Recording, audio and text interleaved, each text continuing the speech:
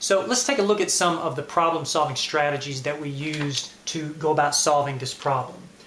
One of them was that as soon as we realized we were working with linear functions, this is the graph of a linear inequality, we could immediately bring to bear all of the things that we know about linear functions. For example, we know that the slope-intercept form of the equation of a straight line is a very useful way of writing that line. And so once we got this into the form of into a slope-intercept form, then we could use that to compare to our answer choices.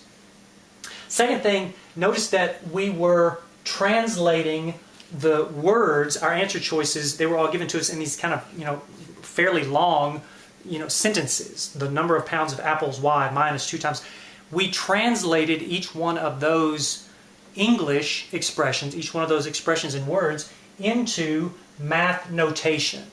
And by doing that, we were then able to compare it to the math notation that we came up with for our equation of this straight line over here. Sometimes translating the English words into math notation, sometimes that can be a little challenging. In this particular case, it was fairly straightforward because the way that the answer choices read, really all we had to do was just write down what it was saying to us. It was giving it to us in words, and we just wrote down those words as math symbols. Another thing, notice that we didn't actually need to use our knowledge of inequalities in order to solve the problem.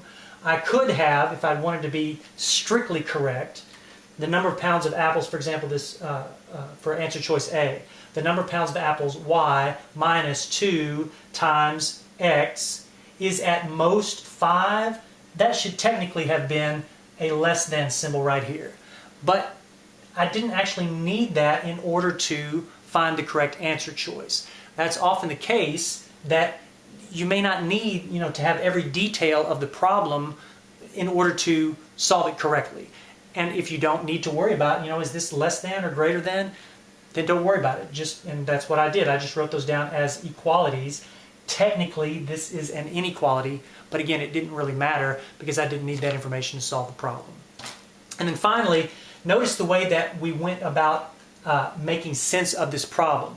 We went back and forth from the graph to the answer choices to the writing the equation of this straight line, back and forth from this to this, from this to this, from this to this.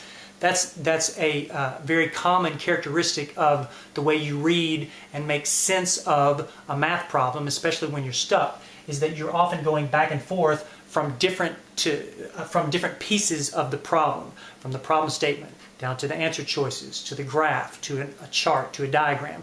You're going back and forth and back and forth. Rarely will you ever start at the beginning of a math problem and read it straight through all the way to the end and then answer it.